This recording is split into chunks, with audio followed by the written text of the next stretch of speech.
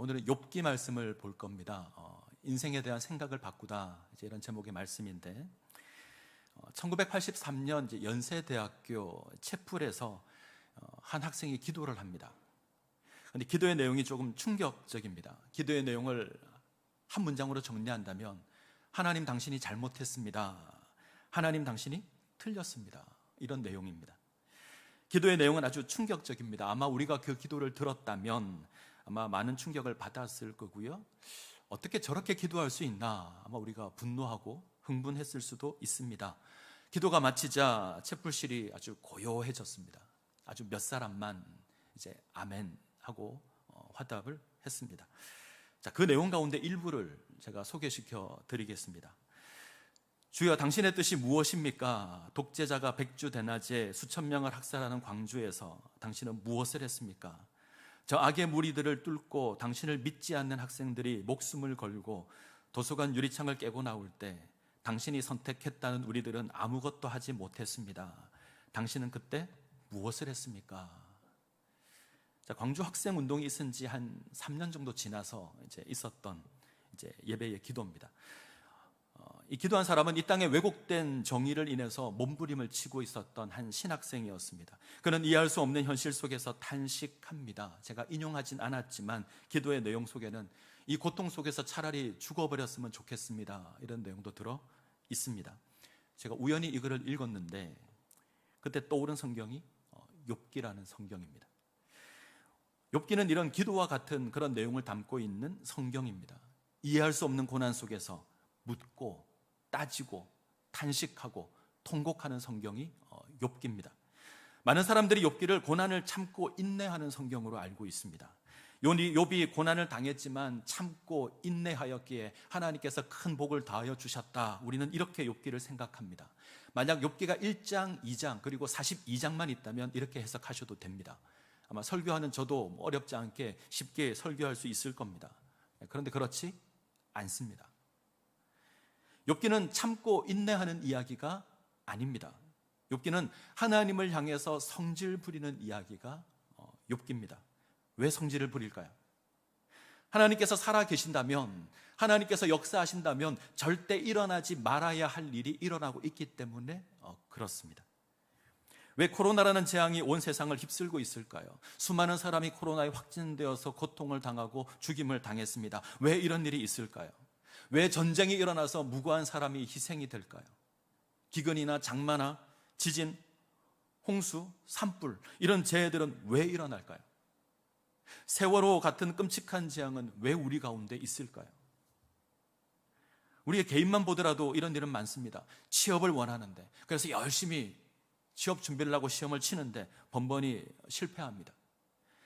잘 될 것이라 생각했던 일이 하루아침에 망하기도 합니다. 갑자기 큰 병에 걸리는 수도 있습니다. 나는 정직하게 살아가는데 하는 일이 잘 안 됩니다. 근데 저 원수는 악하고 죄를 짓는데 형통하게 살아갑니다. 왜 이런 일이 있을까요?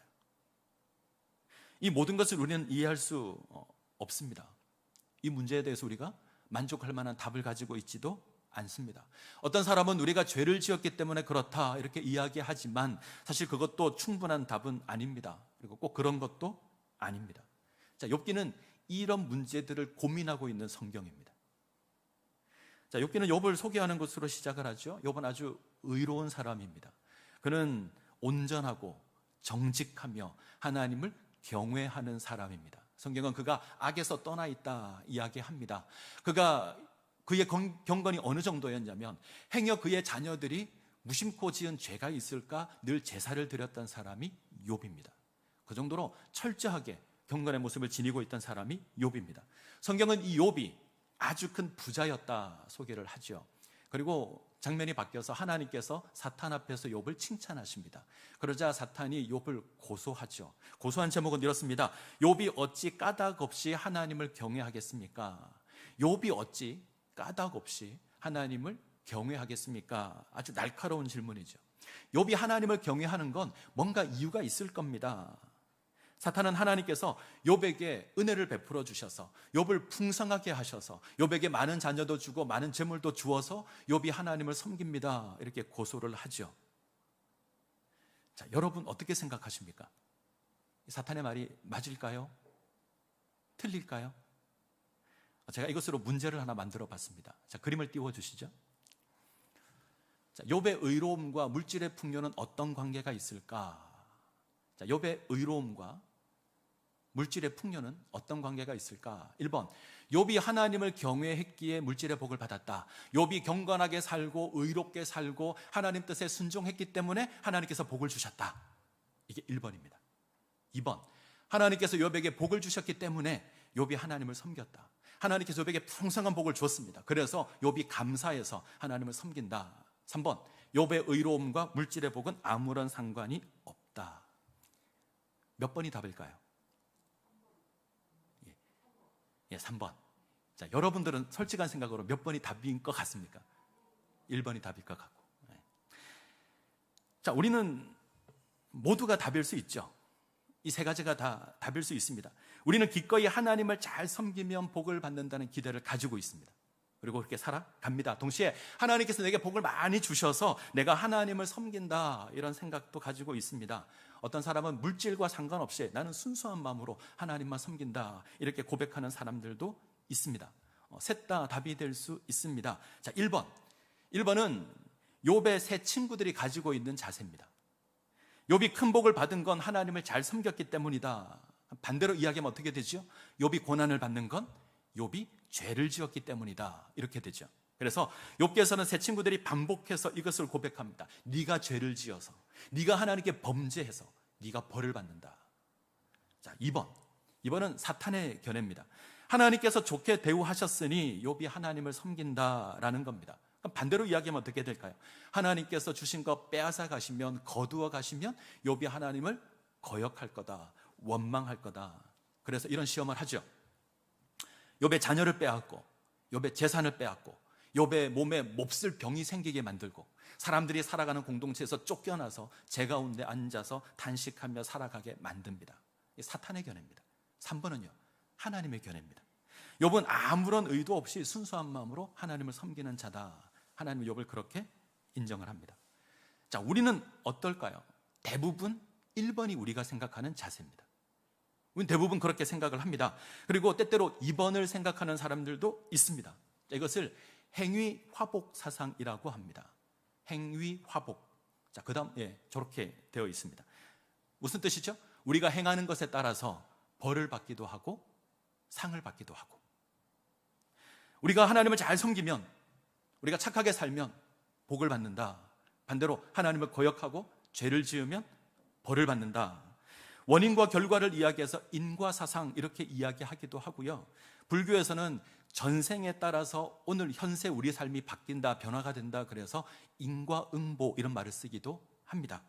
의롭게 살면 복을 받는다. 의롭게 살면 복을 받는다. 악하게 살면 벌을 받는다. 이건 모든 종교가 하는 이야기입니다. 모든 종교가 이렇게 이야기합니다. 우리가 이야기하는 윤리와 도덕이 이렇게 이야기합니다.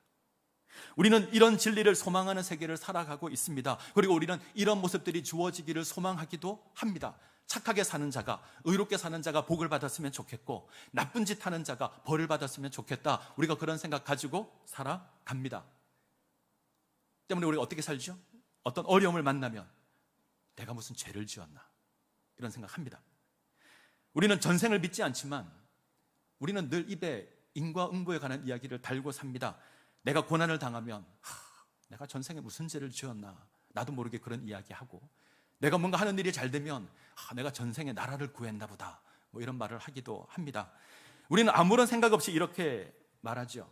누군가 사업을 해서 번창하게 되면 하나님께서 복을 주셨다. 누군가 하는 일이 잘 안 되면 벌을 받는다. 갑자기 누가 죽기라도 하면 하나님께 저주를 받았다. 우리는 그런 말을 쏟아냅니다. 정말 그럴까요? 정말 우리 인생이 그렇습니까? 세월호가 침몰했을 때 기독교 한편에서 세월호에 탄 사람들이 죄를 지어서 저 배가 침몰했다라고 말했습니다. 저는 얼굴이 화끈거려서 얼굴을 들지 못했습니다. 코로나가 처음 시작되었을 때, 이제 행위화복 그림 내려주셔도 됩니다. 코로나가 처음 시작되었을 때 우리는 여러 가지 해석을 내어놓기 시작을 했지요. 중국 우한에서 시작되었는데 중국이 선교사들을 추방했기 때문에 하나님께서 벌을 내리신 거다, 그렇게 이야기하는 사람들이 많았습니다. 신천지가 코로나 확산의 주범으로 떠오르자 신천지를 심판하는 거다. 많은 사람들이 그렇게 이야기를 했습니다. 때로는 동성애를 심판하기 위한 거다 이야기하기도 시작을 했습니다. 근데 지금은요, 웬만한 사람들이 다 코로나에 걸립니다. 5명 중 1명이 코로나에 걸립니다. 무슨 죄를 지어서? 누구의 죄죠? 우리는 횡위화복이라는 사상으로 모든 것을 해석하려고 합니다. 그래서 하나님 잘 섬기면 하나님께서 복을 주시고, 하나님께서 하나님을 거역하면 하나님께서 심판하신다, 이렇게 가르칩니다. 자, 묻겠습니다. 우리가 하나님을 잘 섬기면 하나님께서 복을 주시고, 우리가 하나님을 거역하면 하나님께서 벌을 주신다, 맞는 말입니까? 틀린 말입니까? 맞는 말입니다. 그런데 이 말이 모든 것의 답은 아닙니다. 틀림없이 맞는 말이죠. 우리가 하나님을 잘 섬기면 복을 받고 하나님을 거역하면 심판을 받는다, 맞는 말입니다. 그런데 모든 문제에 있어서 이 공식이 맞는 것은 아닙니다. 그래서 조심하셔야 됩니다. 우리는 훨씬 더 많은 문제에 있어서 답을 알지 못합니다. 우리가 가지고 있는 지혜로 모든 문제가 해결되지 않습니다. 그럼 어떻게 해야 되죠? 판단하기를 멈추셔야 합니다. 심판하기를 멈추셔야 합니다. 그리고 하나님을 찾고 하나님께 물어야 합니다. 하나님의 뜻이 무엇입니까? 하나님, 당신이 이루고자 하시는 하나님의 그 뜻이 무엇입니까? 우리는 물어야 합니다. 이것이 욥기가 이야기하는 지혜입니다. 제가 중학교 때 처음 성경을 읽었습니다. 저는 예수 믿으면서 제일 먼저 한 게 성경 읽는 거였는데, 중3이 되어서 성경을 읽는데 욥기가 도무지 이해가 안 됐습니다. 그래서 한때 덮어뒀다가 읽어도 이해가 안 되니까 덮어뒀다가 고등학교 때 가서 내가 큐티를 한번 해보자, 욥기를 붙들고 큐티를 하면 내가 좀 배울 수 있지 않을까 생각을 했는데 몇 장 못 가서 멈췄습니다. 너무 어려워서. 욥기를 읽어나가면 친구들의 말이 맞는 것 같습니다. 구구절절 틀린 말이 없습니다. 반대로 욥의 말이 틀린 것 같습니다. 읽을 때마다 정말 욥이 이런 고백을 했을까 다시 확인했습니다. 제 눈에 욥이 의로워 보인 건 욥기 1장, 2장밖에 없습니다. 나머지 부분에서 욥은 아주 교만한 사람이고 아주 무례한 사람입니다. 하나님을 향해서 따지고 하나님을 향해서 소리를 질렀던 사람이 욥입니다. 욥기 3장만 딱 가셔도 욥이 자기 생일을 부인합니다. 내가 태어난 날, 내가 엄마 뱃속에 잉태되던 그날이 없었으면 좋겠다. 하나님의 창조를 거부합니다. 이 땅의 모든 것이 사라지는 그 죽음의 세계를 동경합니다. 내가 저곳에 가 있었으면 좋겠다. 저는 이런 욥이 틀렸다고 생각을 했습니다. 반대로 친구들이 이야기하는 내용이 훨씬 더 설득력이 있습니다. 그런데 성경의 결론에 가면 반대가 되죠. 하나님은 욥이 옳았다, 친구들이 틀렸다 이야기를 합니다. 이처럼 이해가 되지 않는 이것을 인해서 제가 욥기를 제법 많이 공부를 했습니다. 자, 욥의 세 친구는 행위화복이라는 지혜로 욥을 정죄합니다. 다음 그림 보여주시면 됩니다. 행위화복이라는 지혜로 욥을 정죄하는데 세 친구 중에 한 명이 엘리바스입니다. 가장 나이가 많은 사람인데 이 사람은 자기 경험을 가지고 욥을 정죄하죠. 내가 인생을 한평생 살아보니 착하게 살았던 자가 복을 받고 나쁘게 살았던 자가 벌을 받더라. 하나님을 잘 섬겼던 자가 복을 받고 하나님을 거역했던 자가 망하더라. 심지어 내가 하나님의 환상 중에 하나님의 말씀을 들었다. 하나님이 사람보다 의롭다고 하시더라. 하나님께서 죄인을 심판하신다. 그러니 지금 네가 고난 당하는 것은 네가 죄를 지었기 때문이다. 이렇게 이야기합니다. 이게 엘리바스입니다. 자, 다음으로 빌닷이라는 사람이 나오죠.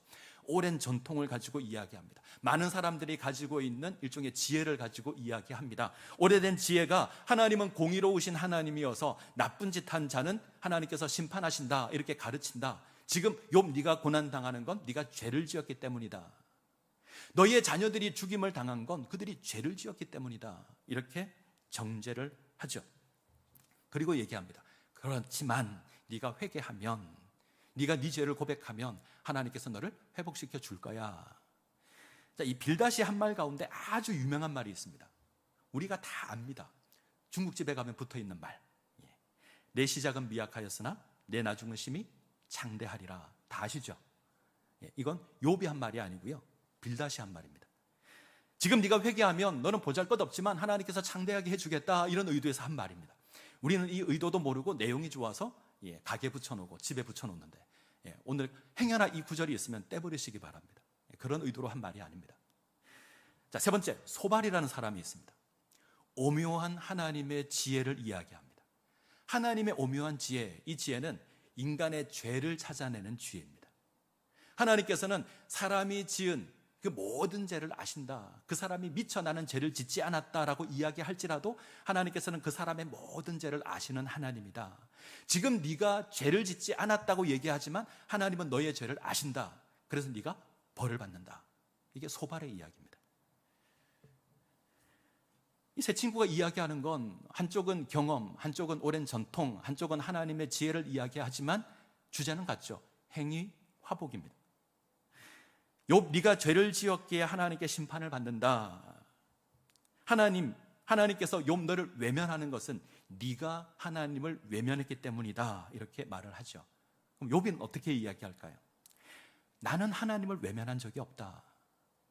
그런데 하나님이 나를 외면하시니 나도 그 이유를 모르겠다. 그래서 내가 하나님께 좀 물어야겠다. 이게 욥의 자세입니다.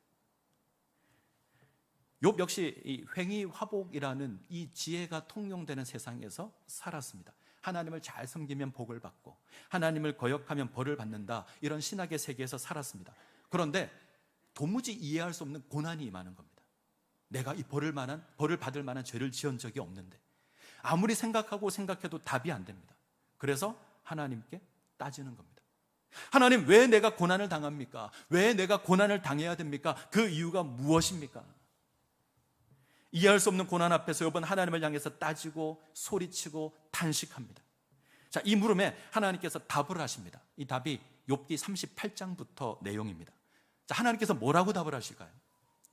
욥은 하나님께 왜라고 물었습니다. 하나님, 왜 내가 고난을 당합니까? 물었습니다. 하나님은 뭐라 답하냐면 너는 누구냐라고 답하십니다. 나에게 그렇게 묻고 있는 네가 누구냐? 그렇게 하시고요. 38, 39, 40, 41 이 장 이러면서 하나님께서 끊임없이 질문을 하십니다. 욥에게. 질문의 내용을 줄이면 이런 겁니다. 내가 세상을 창조할 때 네가 어디 있었느냐? 내가 바다를 어떻게 가두어 뒀는지 네가 아느냐? 네가 우박 창고를 봤느냐? 사냥이 어떻게 새끼를 가지는지 네가 아느냐? 네가 하마와 악어를 다스릴 수 있느냐? 크게 두 가지 질문입니다. 하나, 내가 세상 만들 때 너 어디 있었느냐? 내가 세상 만들 때 네가 그거 봤느냐? 두 번째 질문은요, 네가 이 세계를 다스릴 수 있느냐? 자, 이렇게 묻는 건 이 횡의화복이라고 하는 이 세계에 갇혀 있는 욥을 창조 세계로 끄집어내는 겁니다. 자, 표현이 좀 어려울 수 있는데 우물한 개구리 아시죠? 들어보셨죠? 우물한 개구리. 우물한 개구리는 우물 밖에 다른 세상에 있는 걸 모릅니다. 그래서 지가 사는 세상이 전부인 것처럼 살아갑니다. 하늘이 있는 건 아는데 눈에 보이는 저 동그랗게 보이는 저것이 전부라고 생각합니다. 자, 욥과 세 친구는 우물 안에 있습니다. 세 친구는 눈에 보이는 그 하늘로 욥의 고난을 이해하죠. 그들이 생각하고 있는 하늘은 이런 겁니다. 잘하면 상을 주고 못하면 벌을 주시는 하나님을 그렇게 생각합니다. 근데 욥은요, 그 논리로 이해하니까 이해가 안 됩니다. 그래서 하나님께 따집니다. 그러자 하나님께서 우물 안에 있는 욥을 우물 바깥 세상으로 끄집어내시는 겁니다. 이해가 되시죠?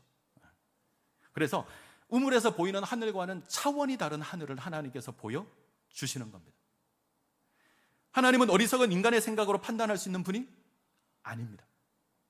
감히 피조물이 어떻게 창조주를 판단할 수 있습니까? 우리가 하나님 이런 분이다, 우리가 어떻게 정의할 수 있죠? 우리는 하나님에 대해서 아주 조금합니다. 우물 속에서 눈에 보이는 동그란 그 하늘, 그것만이 전부라고 생각하는 게 인생입니다. 잘하면 상을 주고 죄를 지으면 벌을 준다는 딱 그만큼만 우리가 압니다. 때문에 늘 그것만 생각하고 그것으로 판단하고 그것으로 정죄합니다. 근데 욥이 딴 세계를 봤습니다. 광대하신 하나님, 감히 인간의 생각으로 생각할 수 없는 아주 광대하신 하나님, 창조의 하나님 봤습니다. 그리고 고백합니다. 자, 2절 갈까요? 욥기 42장 2절 같이 읽겠습니다.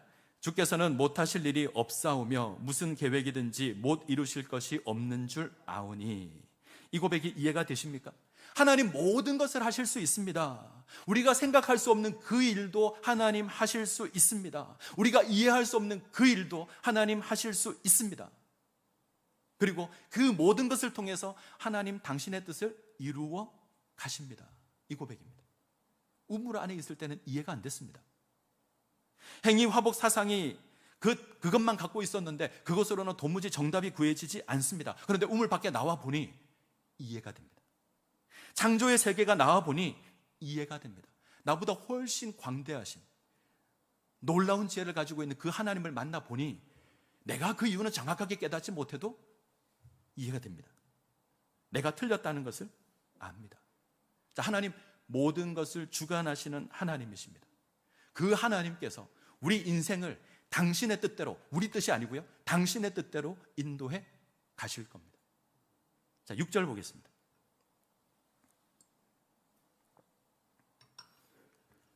자, 6절 같이 읽습니다. 그러므로 내가 스스로 거두어 드리고 티끌과 제 가운데에서 회개하나이다. 내가 스스로 거두어 드린다. 내가 내뱉은 어리석은 말을 거둬 드리겠습니다. 그리고 회개합니다. 이때 회개는 내가 잘못했습니다, 내가 죄를 지었습니다, 이 회개가 아닙니다. 내가 깨닫게 되었습니다. 그런 회개입니다. 하나님은 욥이 옳았다 선언하거든요. 잘못한 건 새 친구거든요. 욥이 깨닫지 못한 것 이제 깨달았다. 내가 우물 안에서만 하나님 보았는데 그것이 전부가 아니라는 것 깨달았습니다. 그리고 고백하는 말이 우리가 잘 아는 고백이죠. 내가 주께 대해서 귀로 듣기만 하였사오나 이제는 눈으로 주를 배움나이다. 내가 하나님을 새롭게 깨닫게 되었습니다. 이 고백입니다. 자, 새 친구가 틀렸습니다. 우리가 가지고 있는 지혜에서는 이 새 친구가 훨씬 더 맞아 보이고 옳아 보입니다. 그런데 틀렸다고 합니다. 이유가 무엇이죠? 그들이 가지고 있는 생각으로 하나님을 정의했기 때문입니다. 우물 안에 있는데 우물에 보이는 그 하늘만 보고 저게 하나님이다 정의했기 때문에 틀렸습니다. 하나님은 욥이 옳았다고 하십니다. 왜 욥이 옳을까요? 욥의 말은 저돌적이고 반항적이고 그리고 심지어 불경하게 느껴지는데 왜 옳았다고 할까요? 알지 못하지만 적어도 하나님께 답이 있음을 알기 때문입니다. 하나님께 물었기 때문입니다. 욥이 따지고 반항하는 것은, 욥이 하나님을 향해서 따지고 반항하는 것은 적어도 하나님께서 살아계신다 알기 때문입니다. 적어도 하나님께 답이 있음을 알기 때문입니다. 때문에 욥이 하나님께 묻고 또 묻습니다. 이것이 옳은 겁니다. 자, 지혜는 하나님 바라보는 겁니다. 내가 답을 내리는 게 지혜가 아닙니다. 지혜는 하나님의 답을 찾는 겁니다. 때문에 여호와를 경외하는 것이 지혜의 근본입니다. 새벽 예배 시간에 창세기의 요셉을 다루고 있습니다. 하나님께서는 요셉에게 꿈을 허락하시고 그 꿈을 이루어 가십니다. 그런데 그 방법이 시기와 질투로 형들이 요셉을 팝니다. 요셉은 보디발의 집에서 성실하게 일하는데 억울하게 누명을 쓰고 감옥에 갇힙니다. 자비를 베풀었는데 이 술 맡은 간원은 요셉의 호의를 잊어버렸습니다. 이런 억울한 일을 당합니다. 자, 이런 과정 속에서 고통과 슬픔의 연속입니다. 야곱은 아들을 잃어버린 그 슬픔 가운데 20년 넘게 탄식하고 있습니다. 20년 전에 요셉을 잃었는데 20년이 지난 이후에도 여전히 슬퍼하고 있습니다. 형제들은 요셉을 팔아는 게 죄책감에 숨죽여 살아갑니다. 요셉은 말할 수 없는 고통 가운데 있었습니다. 자, 그런데 성경이 이야기하는 건 뭐죠? 하나님께서 그 방법으로 요셉의 꿈을 이루어 가십니다. 하나님은 고난을 허락하심으로 요셉의 꿈을 이루어 가십니다. 우리가 상상할 수도 없는, 우리가 생각할 수도 없는 그 방법으로 하나님께서는 그 꿈을 이루어 가십니다. 자, 성경 하나만 찾을까요? 창세기 45장.